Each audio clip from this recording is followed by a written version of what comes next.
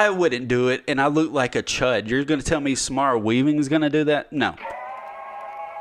The Holler Kings, where the horrors Southern fried.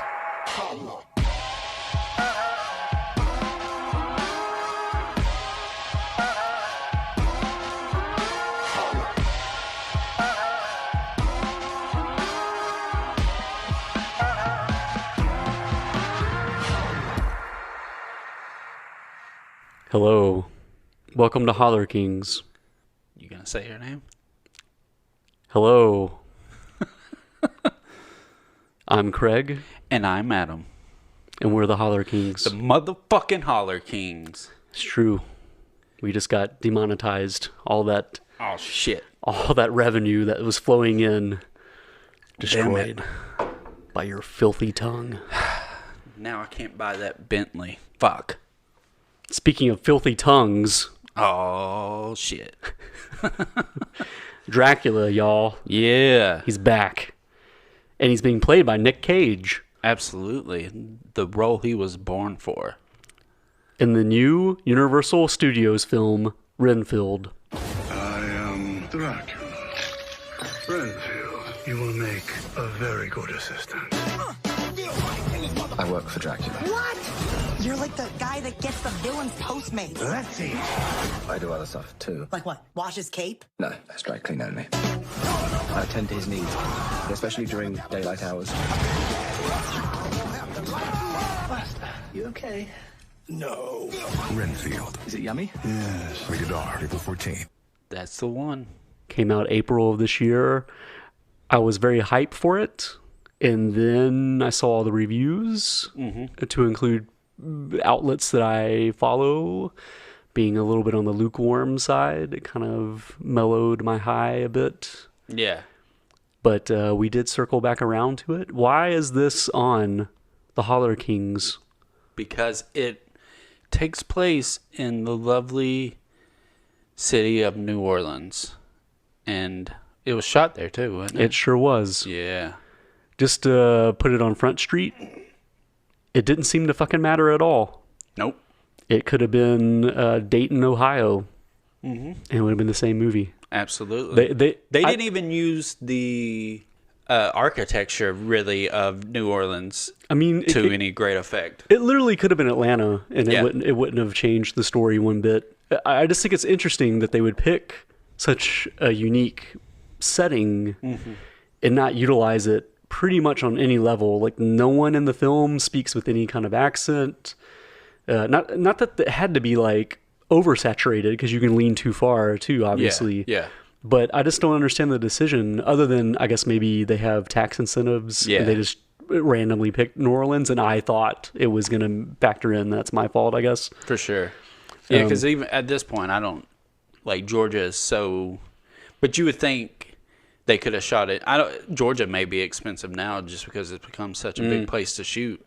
I don't know, but yeah, it really did not factor into the story at all, other than showing like the kind of New Orleans present day. And that was about the only indication we get that it's New Orleans. Yeah.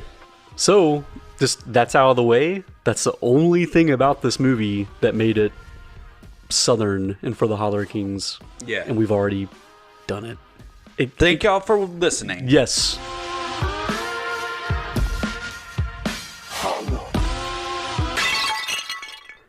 I would give it I'm going to say F in terms of Southern representation. Yep. But at least they didn't do any Bobby De Niro Cape Fear level. Right, you know, there was never a moment like that. So yeah. Tell me about Renfield, Adam.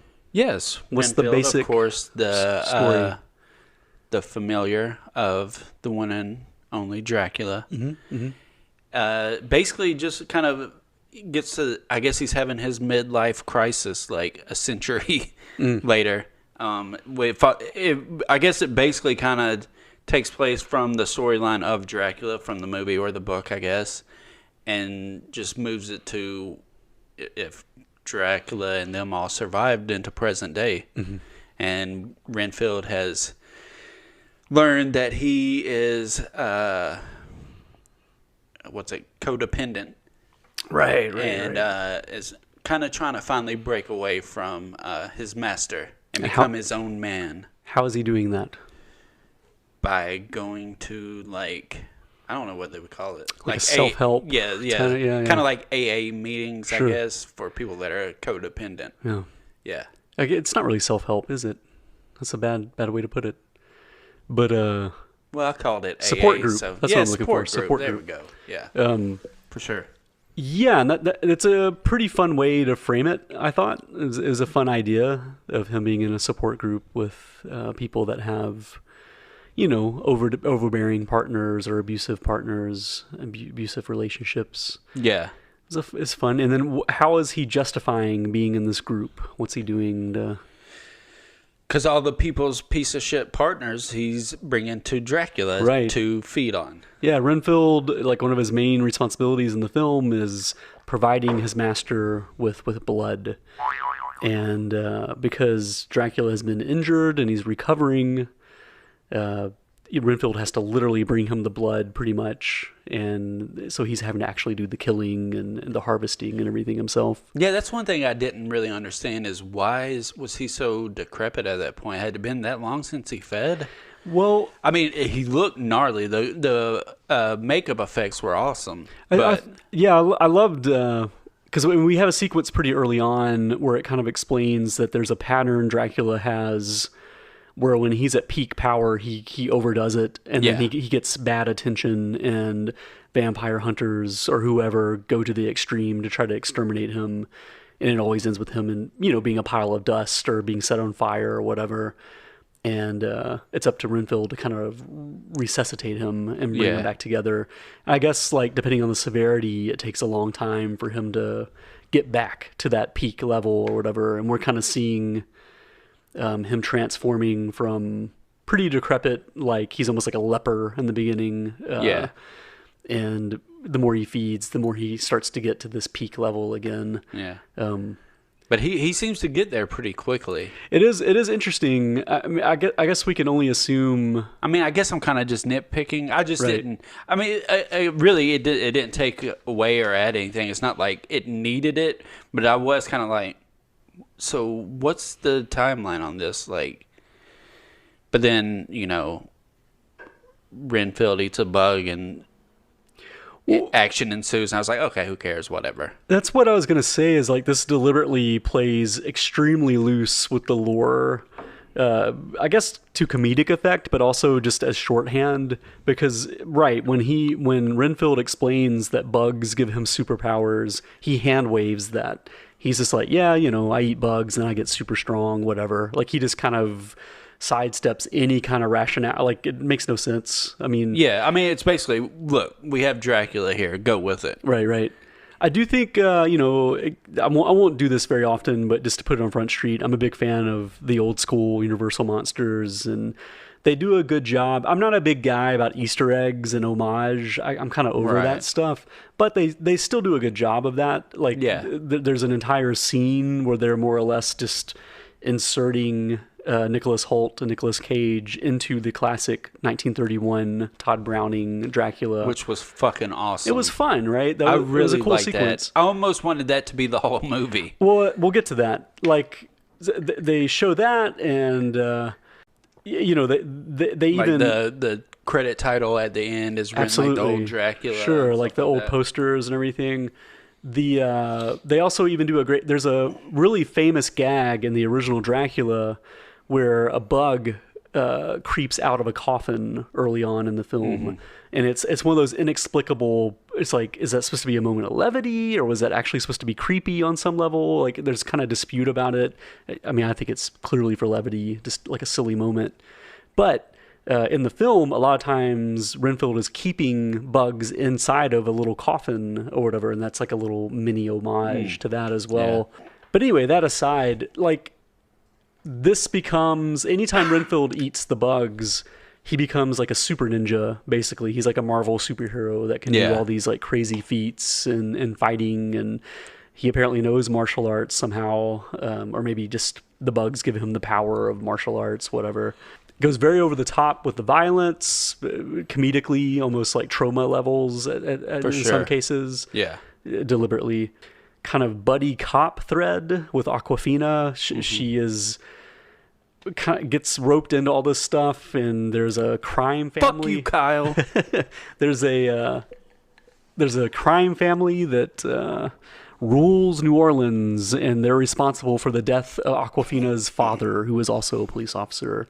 So Awkwafina is like desperate to kind of get back at this family, and those two threads kind of intertwine, although sometimes it feels like they were two totally different scripts that just kind of got blended together a little bit. Because I do think it's very loose how this family, the Lobo family, how they kind of get wedged in with Dracula. It's kind of like, sure, okay, fine, whatever. I mean, I think that's my problem with this is Universal Studios spent $70 million on this thing, right? God. It's a pretty big budget film. I mean, I guess at this point that's somewhat modest, but it's still a lot of money. That's a lot of money. And it made worldwide box office. You want to guess how much it made? Ooh, $60 million.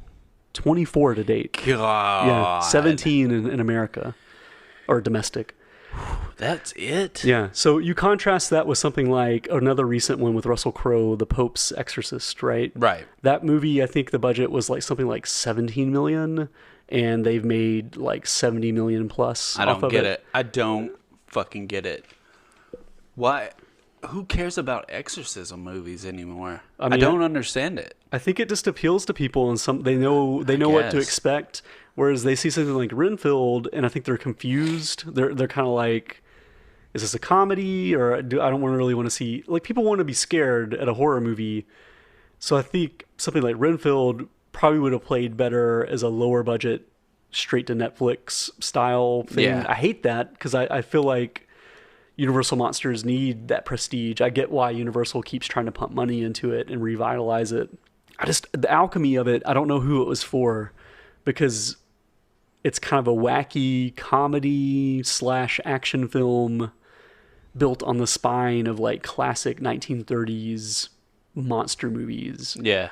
And I don't know, like they can't quite land one of those to make it kind of line up for who is going to see this, I guess. Like, I guess it was made for me in a way. Yeah. Because I love the old school movies and stuff, but I don't know, it kind of fell flat for me a little.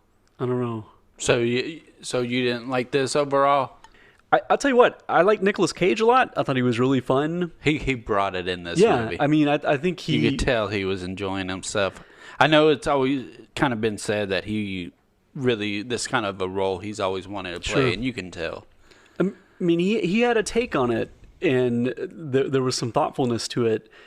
And I think Nicholas Hoult is actually really good too, for what he has to do. I don't know that he was given a lot of meat.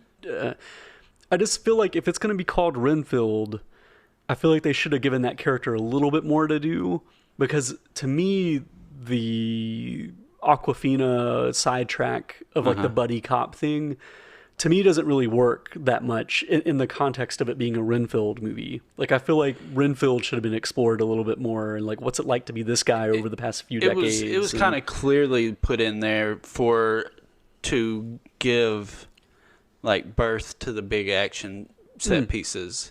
Because if it wasn't for that character and that kind of making this horror comedy jump into action film, like, it's only with her storyline that really happens. I mean, there is that one scene where he's going to kill that one woman's boyfriend, like shitty boyfriend, and the hitman comes in. There's a little bit of action stuff there, but when it really comes in, we have like three big action set pieces. It's all revolving around Awkwafina's character, who's in an action movie, whereas Nicholas Hoult is in like this horror comedy. And that's the only time that really gels them together. That's true. I mean, that's a great point, because otherwise you wouldn't need Renfield to do any ninja moves or kung fu. Like, if he was just stalking regular people to kill for Dracula, I mean, if he was strong, he could just kill them. I guess that's not really as fun to see him killing regular people. Yeah. Because his adversary is Dracula, hers is the Lobos family. Right. The two don't really intertwine on a naturalistic level. Like, it's not necessary. I mean, they force it together, like, but it wasn't necessary that those two needed to intertwine. Yeah, I mean, spoiler, at a certain point, Dracula, when he's close to full power, just sort of arbitrarily teams up with the head of the Lobo family. Yeah.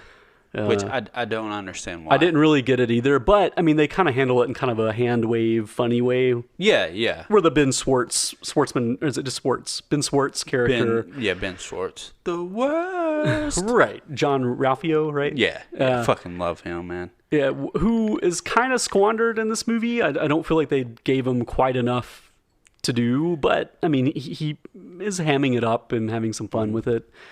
I like him in anything he does. Sure. He's great in it. But yeah, he definitely could have had more. I mean, it's just kind of... They hand wave it, though, where he's just like, hey, I have Dracula here. He wants to team up. Like, they just sort of... They don't really get into the nuts and bolts of what either team would gain from this union. But whatever. I mean... Yeah, because really when you think, like, well, why didn't Dracula just kill his character and then just be done with it? Why does he even want to team up with him? To take on Renfield? Like, he can't take him himself? Right. It was really strange. It's one of those things it's like, whatever. But if you put any thought into it, it's like it doesn't make a lot of sense. Well, see, like, that's my problem is, and this is kind of a case of, they didn't give me the movie I wanted, and that's not really their fault. Right. But I think I much rather would have seen a character study almost between Dracula and Renfield and what their relationship is like. And why wouldn't Dracula just want to kill Renfield when he starts to rebel and starts to be weird or whatever? Give us a little bit more of that. Like, why would Dracula be invested in Renfield and kind of think, I don't want to just kill this guy. Like, give us why. Because otherwise, what they showed us in this film, it's like as soon as Renfield started to buck, it just seems like Dracula would kill him or abandon him altogether and just get a new one and not even worry about having Renfield as his familiar. Like, I don't feel like we got quite enough. Why wouldn't Renfield kill Dracula when he was at his weakest? Yeah.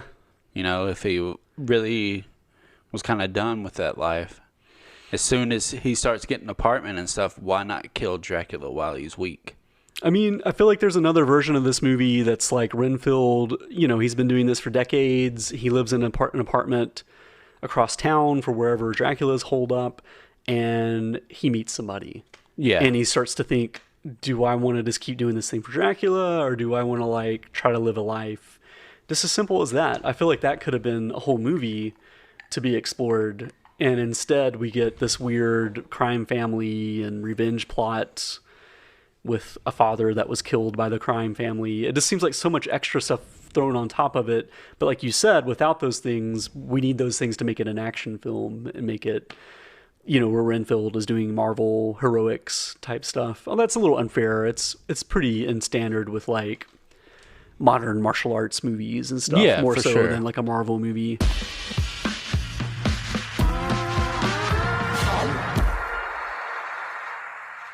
There wasn't a lot that I really disliked. Like, I can pick it apart kind of like we have been. But once you set the tone that this is like a action horror comedy, you can kind of leave all that stuff by the wayside. I thought the action sequences were really fun. It was a blast seeing Renfield, cutting people's arms off with a dinner like platter thing and slinging people's arms and stabbing people in the chest with them and all that. I thought the action sequences I didn't like. I mean, it's hard to say I didn't like because I really don't care anymore. It's kind of standard operating procedure at this point, but the fake blood is terrible. But again, like I said, it's kind of what you expect at this point. How is it terrible for you? Describe it to the listener. It's just CGI blood. Gotcha. It's just terrible looking, and none of it ever looks real. But it seems like they made it even more cartoonish in this. So it felt like they kind of leaned into it a little bit. Maybe that's what made it not as annoying also, is that it was so cartoonish. But also, it's just one of those things that, like, I expect CGI blood, and I'm pleasantly surprised when it's not.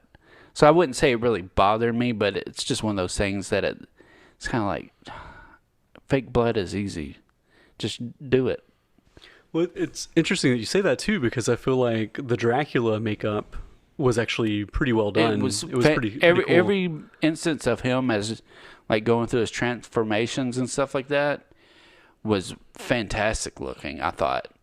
So why they skimped on something as easy, I mean, I guess cleanup and all that, but I mean, especially with those action sequences where, you know, you don't have to have every single, like, sequence perfectly match the next, you know, oh, well, that blood stain wasn't there in the last scene. Who cares?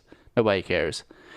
So I feel like they could have definitely, like, ramped it up and had some, like, you know, Kill Bill with the Crazy 88 style blood just, like, flowing everywhere, and it would have made it that much better. Yeah, I guess it's one of those things where, as like a layperson, we have to concede that, I mean, for all we know, it saved them $5 million in like a week of shooting or more. Who knows? I mean that's true. It may have really helped them out, but it does, just as a fan, it does seem kind of like you could have gone the extra little push, and it may have resonated with people a little bit more, because they had to have known they had a cult hit at best. Like, it's really tough for me to believe that they thought this. Well, you know what? Anytime you're making a movie, you're thinking you're going to make a big hit, though, huh? Well, like, you're always hoping. You can never know for sure. But I think if this movie had used practical effects all around, it would have been more noticed. Well, that's what I was going to get at. It's kind of like, at least the people that would have seen it would have been really won over by it, and it would have kind of resonated more, and it would have legs in a way that I feel like this movie is going to get kind of forgotten somewhat quickly. Like, I don't know that there's going to be that many, like, hardcore fans of this movie. Yeah. Like I feel like there's going to be a lot of people that are like, it was fun. It was a fun diversion. And that's kind of where it's going to drop off. Whereas it had the potential to be a cult hit where it could have, you know, been something people talk about for years. I do think Nicolas Cage's performance will be mentioned in a lot of Dracula conversations going forward. Yeah. Because I do think he did an upper tier performance as that character that will be remembered. I think he walked a really good fine line of being his verbose, over-the-top self, but not too over-the-top, and also being menacing and kind of humorous and at the same time. Sure. It was a really good performance. Yeah, there's like hints of like a real Dracula performance. That's a shitty thing for me to say, but you know what I mean? Like a mainstream serious, more horror, like serious, yeah. Like you see where it's like he could have done that. Like if someone would have offered him Dracula in like a more mainstream film, that traditional Dracula, he could have nailed it. I heard a rumor that he was up for the John Harker role that Keanu Reeves played. Really? In Coppola's Bram Stoker, but that he decided, you know, to kind of go with the new blood or whatever, so to speak. I don't think they had He decided to do Vampire's Kiss instead. Well, I think they did that Peggy Sue Got Married together. That was a Coppola film, if you remember. Yeah, I remember. I didn't know it was Coppola. I remember the movie, though. Yeah. And I don't think he and Nicolas Cage got along super great as a working relationship, actor to director type of thing. Yeah. So that may have led to him getting passed over. But they were like, let's just, you know, we'll stay family. Let's keep a working relationship, you know. I don't know if this is true, but I can't imagine that there's ever been a case where someone played Jonathan Harker, the hero of the original Dracula, and then later played Dracula. Like, I would think that's pretty much never happened. That would have been kind of cool. Nicolas Cage could have done both sides of the coin. Yep. Need to get AI on top of that. Just insert Nicolas Cage into that shit's going to happen. It's going to be terrible. I dread it. But, you know, whatever. There's like a horror story I heard where I think it's Justine Bateman. She was trying to make a case for how horrible AI is going to get. And she mentioned the idea of like movies on demand where it's like, I want to watch a Dracula movie, but have Adam be Dracula and have my best friend Dougie, he'll be Renfield, and have me be Mina. Right. You know, and and have Bill Murray show up at some point. Yeah. And they'll it'll be able to do that. Like you can just like insert, all that criteria, and it'll spit out like a movie version with all those things. And it sounds horrible to me, but I know people will love it. I know people will want to see it. And like, I just think of all the times I've seen people put like their faces on, there's like TikToks and stuff like that where you can like, there's an app where you can like throw your face on like The Rock and show The Rock doing his iconic wrestling moves, and it's like your own face. Yeah, like those deep fake videos you can do of it. Yeah, I don't know. I understand on some level it's funny, it's neat to play with, but do we really want... Well, we don't, but most people do. They want to see Grandpa in the Kurt Russell role and little Bobby as the hero. And well, if not us, it's definitely some higher power people that definitely want that. Oh, then they're developing it for sure. Yeah. So anyway, that was a sidetrack. I'll probably cut because that's neither here nor there. Our inevitable fate. The singularity will kill us all.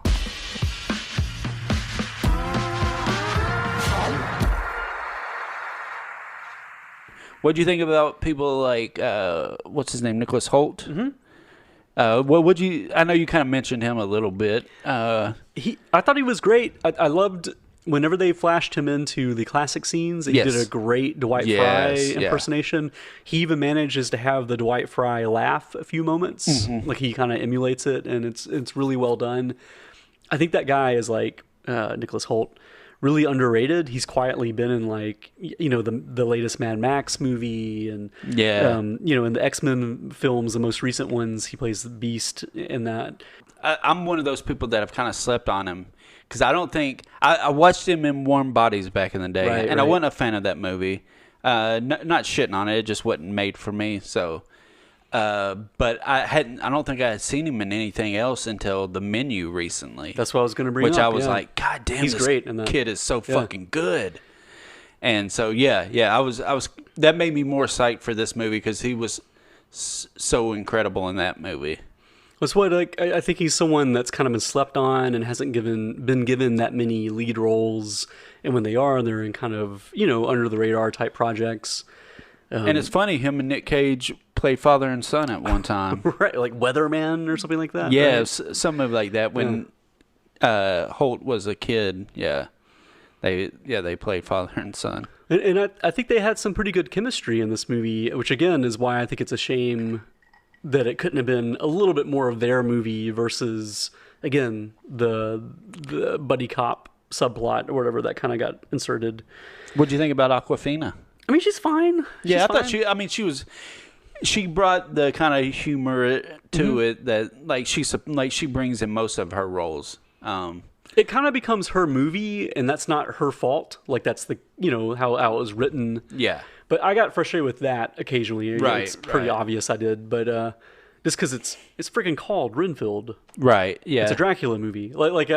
So I got frustrated with a character that was new to this being essentially the main character for the bulk of the movie. But yeah, I liked her when she's on screen. She's she's funny and entertaining. But I do agree. I would say this. I was surprised how much Nicolas Cage was in this as Dracula, and I was also surprised how little Renfield was in it. Yeah, that was the big problem. Yeah. I could definitely see that. I think, really, like we were talking, I think you have two separate, a really good, horror comedy Renfield with Nick Cage and Nicholas Hoult. And I think you have a really fun, entertaining action comedy with Awkwafina and Ben Schwartz and all that. If they had separated and made, two different movies, I think both would be really fun. I kind of wonder if something like, say, What We Do in the Shadows being a TV show. Damn it, that show's so good. Well, I wonder if that's what kind of derailed it on some level, being just a straight Dracula Renfield movie. Right. If maybe they felt like we can't just make it quirky vampires. We need to kind of throw something in the mix to kind of differentiate. Because I remember when the posters first started coming out, it looked kind of stylized. Yeah, similar. I remember that one that's kind of got that What We Do in the Shadows tone of like the purples and blues and stuff like that. Yeah. So I feel like a lot of people were already doing that chatter when they started seeing those images. So I'm sure that they got out ahead of that, and that might be some of the rationale for we're going to have like high flying, martial arts and, guns and, stuff that would just pretty much never be on What We Do in the Shadows, just to kind of like break it up a little bit. I almost guarantee you there was a version of this that didn't have the crime family plot inserted. I almost guarantee you there was a version that was just either that or is that going to the support group. And, either that or it's that classic HELLRAISER tale of they had this crime action comedy that they worked in Dracula and Renfield into.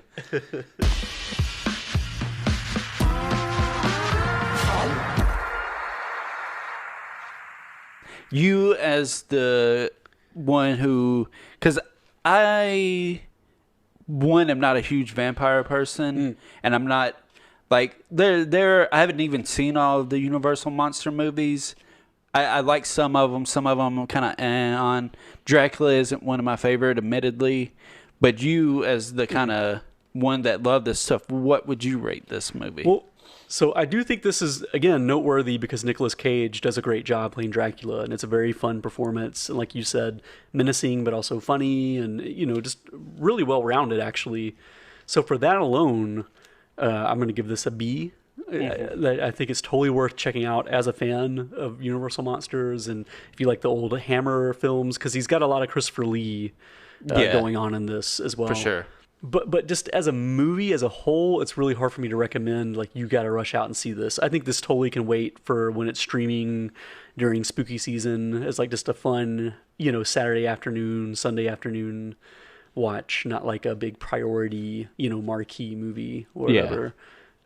But I had fun with it. Again, my big quibble is just, I've said it like 17 times, is the crime family subplot stuff kind of taking over the movie. Kind of frustrated me sometimes. But like you said, without that, they wouldn't have some of these fun set pieces of crazy fights and people getting their arms torn off and so it served its purpose. So yeah, that's true.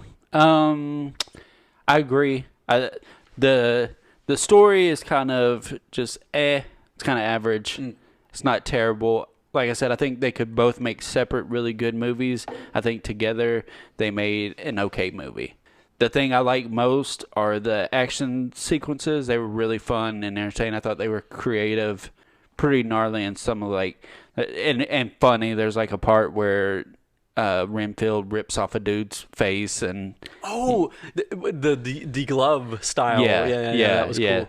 Yeah, there's stuff like that that's really fun, and like people being impaled with people's arms, and all that is really cool. I really liked everybody in the movie. I thought everybody gave really good performances. Like you said, some didn't have a lot to do, but I thought everybody kind of delivered what they could with what they were given. I would say this is a movie to not necessarily rush out and see. I wouldn't necessarily recommend renting it for $20. I don't think you're going to hate yourself if you did rent it for $20 because it's an entertaining movie. But if you wanted to wait till it's streaming somewhere on one of the platforms you have, that would totally be fine. I would give it a C+. C+? Yeah.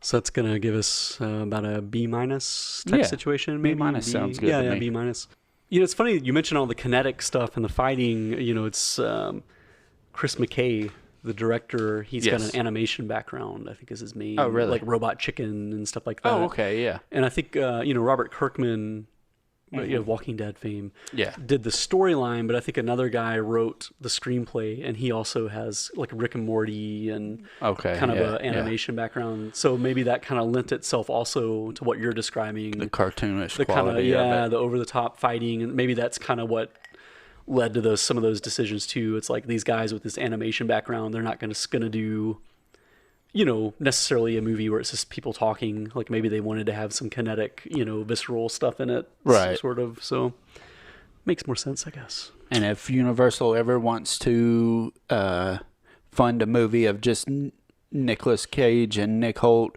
basically remaking it in the style of the original Dracula, I'm totally fucking down for that. Because that first like 5 minutes or whatever was amazing. Yeah, it was cool. They could do a prequel. Yeah. Traditional Dracula with those same actors. It would be kind of slick, actually. Yeah, that'd be really awesome. It'd be cool if like Universal, I guess Peacock is their streaming arm. If NBC Universal, right? Maybe. Pretty sure it is. It would have to. I guess so. Well, the track I was on is, you know how Marvel, they did that Werewolf by Night Halloween special? Yeah, for Disney Plus. It'd be kind of cool if they did a similar thing, and it's what you're describing, where it's like old school Dracula, make it like a 45-minute long version. Right, just like a shortened down version of it. And make it black and white and fun and for release it sure during Halloween, you know? Yeah. But they spent $75 million on this, so the likelihood that they'll follow that up with another investment. Something tells me they're not gonna. Maybe if it had been a huge runaway hit, that could have happened, but... I take it back. Everybody go out and rent it for $20. Yeah, there you go. Let's make this prequel happen. All right, so that's a B- from the Holler Kings. We say, check it out when you get time. Absolutely. And fuck you, Kyle. That's a line from the film, yeah, correct? Yeah. Yes. Just Poor for Kyle. reference, just so, you know, it doesn't sound like you just have an issue with a guy named Kyle. God, I hate Kyle so goddamn much.